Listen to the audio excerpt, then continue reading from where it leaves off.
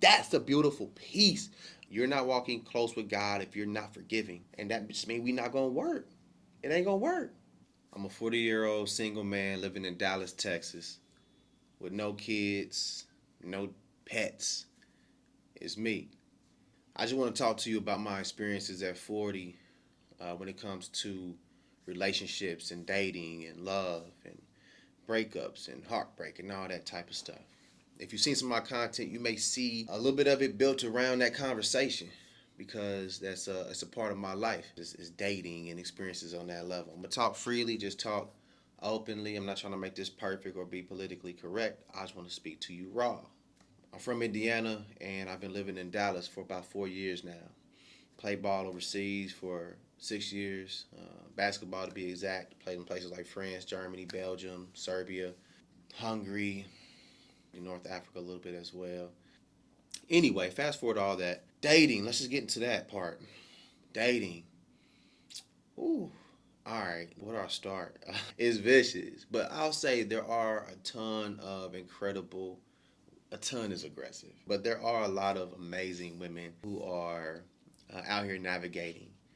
And I think that a lot of the best women they kind of stay inside. They either at church, you might catch them at Whole Foods, something like that, but they inside minding their business. But I think a lot of times, some of us more inner city guys and guys looking for a vibe, we might go meet a woman at a bar or a club or something like that. And I can't say that's the most ideal place to meet a woman. Now, I'm not saying that people don't go to clubs and lounges. I be in the clubs and lounges. I think I'm a pretty good guy. A lot of times it just isn't where one probably needs to be if you really want to meet someone that's they probably need to be. For instance, myself. In this season right now, I'm not going to the clubs. I'm not going to the lounges because I'm working on my relationship with God and working on some internal stuff for me. So therefore, with me elevating where I need to be for me to be a husband and a father, then you're not gonna find me there. So maybe that is a testament to what it is about meeting somebody at the club and lounge. But hey, it doesn't mean that I'll never go to a lounge again. So just a couple of thoughts in that regard. But I think some of the greatest women, some of the most dope women they stand inside. Inside, they mind their business, they reading their Bible, they with their girls on the girls trip, or they at the museum, or they're on a walk walking their dog. Like I said, they at Whole Foods, minding their business, something like that. So guys, get into the right environments to meet the right type of woman. Foremost, as a man, I realized that we got to get ourselves together first. And all the times I've been dating and kicking it and doing this and doing that, I haven't been really truly ready for a real relationship. That's facts, right? And you don't realize until you go through a couple of things. You start realizing you don't have the tools for you to really be where you need to be a husband or a wife. And so the relationships that I've been in, they've taught me so much, but they weren't going to last. Like that's the reality. They weren't going to last because I didn't have the tools, and I can't say I didn't have the resources because the resources are out there, but you don't know where to go. I can probably count on one hand how many marriages I see that are healthy that I want to go talk to this person and get advice from them. Right? So I have a whole bunch of single male friends, single ladies around me. I kind of want to stay on that point of as you can be an incredible person, right? But if you don't have the right skill set to use the right tools, so you have the tools or the skill set, then you being a great person just isn't going to be enough. So let alone two people who aren't in a space where they've healed from some of their traumas or confronted those challenges that they have internally. Like imagine that. Imagine two people trying to make it work. Imagine having a kid trying to make it work. Imagine y'all just met trying to make it work. Imagine you got friends around you who don't necessarily have the answers to what it looks like to be in a healthy relationship. Why am I calling this person? They not in the situation I want to be in. Why I'm talking to this person? What am I doing here? Right? So that's another point right there is making sure we have the right tools. And the question might be like, okay, how do I get the right tools? One, I think it's important to isolate yourself. Not in a negative way, right? I'm not saying that you isolate, you don't step foot outside your home, but I think it is a great time for you to potentially just learn more about yourself. So doing activities by yourself. I'm doing an A through Z challenge where I'm doing activities from A to Z. I already did ATVs, and I did hot air balloon for B. Then C is gonna probably be camping or cave hiking. We'll see. But anyway, I'm doing these different activities to learn more about myself. And when I tell you they've been incredible, they've been so intense, so powerful. So consider just being alone for a period of time and learning about yourself. Going to church is a great start. Get into a men's connect group. That has been one of the single most incredible things I've done with my time is get into a men's connect group. And go somewhere where you can see yourself, right? I think I'm gonna be a band with y'all. I love the church I go to because so many of the men there look like me. And I'm not talking about race. I'm talking about they have energy. They got some swag to them. They got some motion. You know, probably get a lady or whatever pretty easily. They just high value men. What I found before is that I was finding I didn't want to go to church. So I'm like, yo, these guys, we just in different worlds. They talking a different language. They don't have the same temptations I have as a former athlete, being 6'5" and that, and the third. No brag by no means, but it's facts. If you're ignoring those things, that's what keeps a lot of men out of church. It's like, yo, them cats ain't like me, and it's a lot of ego and pride in that. I'm taking accountability. That's a lot of ego and pride. I'm speaking freely. Judge me if you want to. That's on you. It's all good. We're gonna keep it G here, right? Finding a men's connect group where these guys like me, they move like I do, brought me a lot of confidence. I'm like, okay, y'all had the same challenges I had probably. Y'all had the same temptations that I had probably, and y'all feel me, and y'all still seeking God. Guys, listening and lowering your ego and your pride, it worked for you, huh? He's like, yeah. Doing this, bro. I played in the MLB. I played in the NFL. I played in the NBA. And so it's really good to see guys with big egos and prides humble it down. I can relate to that. So those are great places to start. So back to the whole dating thing too. I did a video the other day about the three things that are keeping people single, in my opinion. It's making people break up. The first thing was trauma. So many of us have trauma that we're carrying into relationships, whether it's childhood trauma or relational trauma, right? We're bringing in smoke from our past, and it is tearing our ass up. Oh man, tearing us up. You end up doing things to people that were done to you. It's painful. It's sad because so many relationships could prosper if we had addressed certain things on the front end. I want to do an ebook about, like, I want to have like 10 trauma questions or 10 to 20. And I feel like people, before they get serious, y'all just date on the front end, 2, 3, 4, 5 months, whatever y'all want to do. And then before y'all make that leap into a committed relationship, y'all both sit down and talk about y'all traumas and discover if you've addressed them. Because I'm not saying you got to be healed from them. I'm not saying that you've addressed them, but you have to acknowledge them. If you can't acknowledge that an absent father left you feeling alone, can't admit that the last man or woman you dated broke your heart, and you trying to figure things out, trust. If you can't admit that stuff, you're not ready for a relationship. And if you haven't forgiven them, that is such a big piece. I ain't gonna say you're not ready for a relationship if you haven't forgiven somebody, but if you're not willing to, it's gonna be hard for us to move forward. Because one, what that tells me is you're not walking close with God if you're not forgiving. You're not walking close with God if you're not forgiving. And that just means we're not gonna work. It ain't gonna work. These 10 to 20 trauma questions, I'm telling you, gonna save you a lot of time and open up some conversations that are gonna help you realize if it's a good time and a good match. And maybe the time is not now, maybe it's later. Cool. But let's talk about it, because if you don't address it, it will come and address you. If you don't address it, it will come and address you.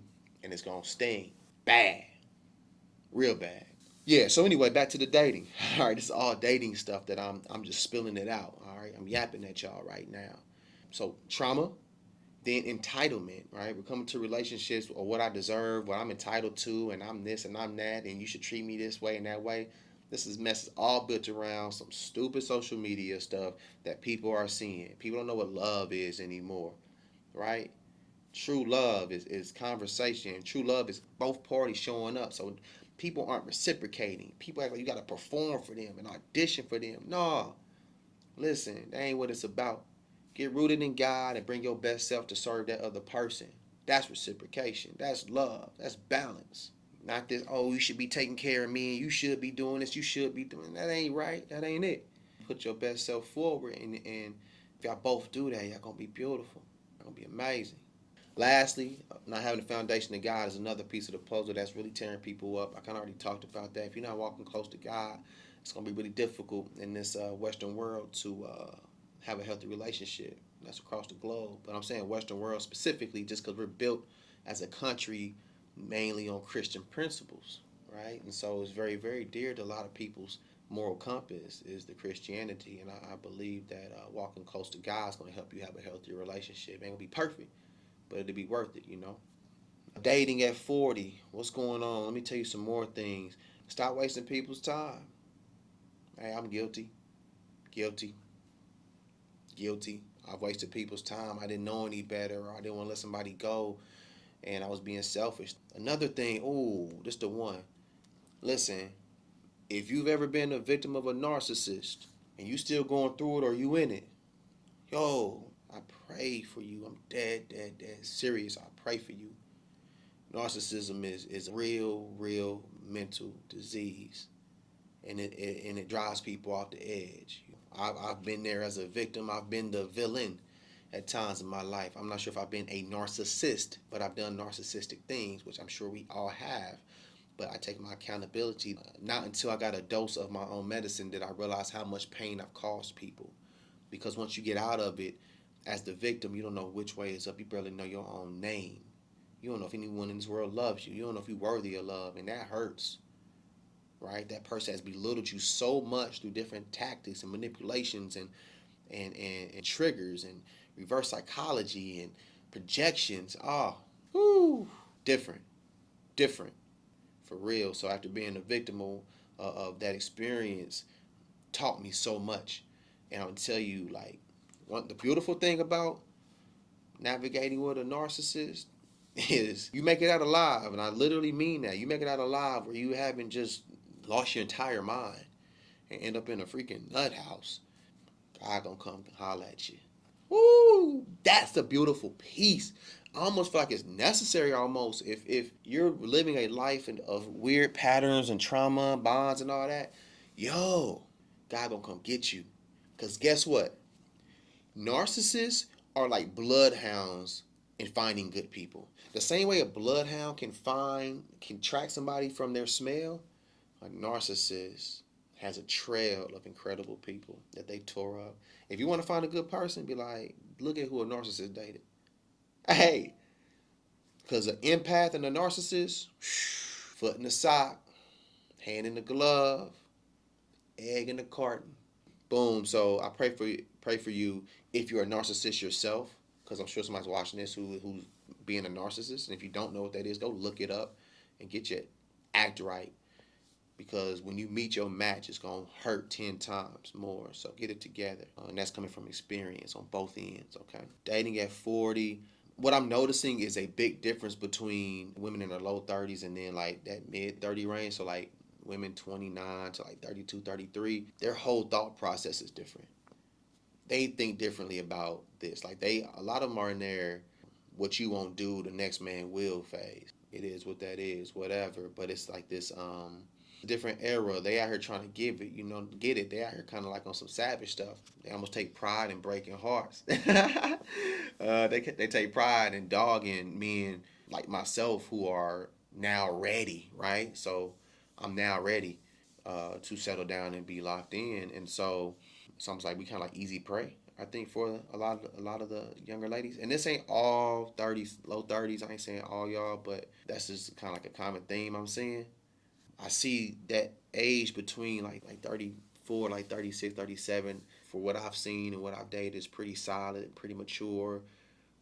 Around block a few times in life and had their experiences, and they pretty much ready to be good and situated. And this is I'm not trying to paint a big brush over all this. That's my last disclaimer about that. But I'm just speaking in general from my own experiences. It's my truth and what I'm seeing on a consistent basis and the patterns. Yeah, y'all, just quit getting caught up in this media stuff. Quit looking at the next relationship and what they got going on and how this person did this and how this person did that, because we don't know what's going on behind the scenes, y'all. Everybody living real lives. People's social media life is not their real life. It's very rarely their real life. What you seeing from me is not my real life. There's more to the story. It's skeletons. It's coffins. It's secrets. that you not gonna know. As transparent as I'm being with y'all right now, y'all don't know my whole story. You gonna get like 20%.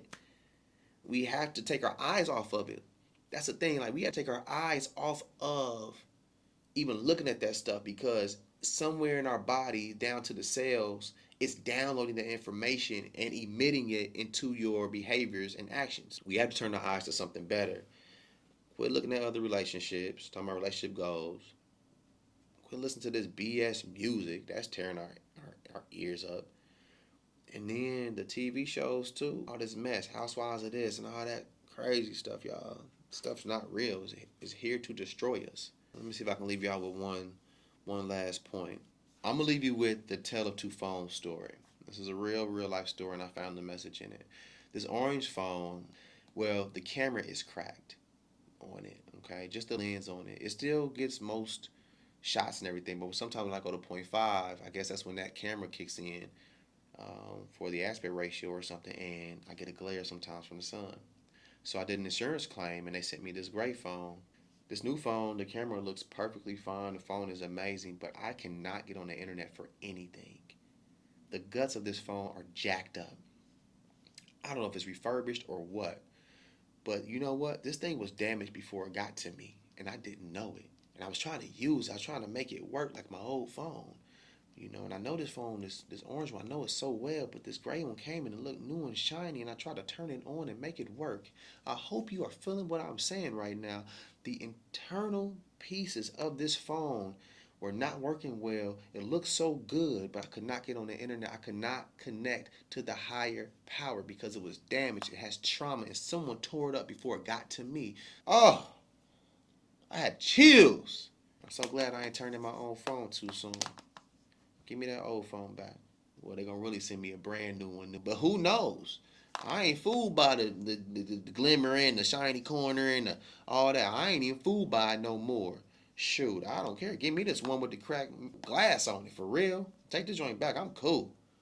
Can we maybe fix this one, please? And if we can't, then all right, that's cool too. I don't even care at this point. If you're here for the first time and you watch this whole video, I appreciate you so much. Maybe you skipped through it. That's cool. Maybe you didn't make it and you won't be seeing this. But subscribe, like, comment, all that. It's gonna be a lot going on over here. It's gonna be some good energy.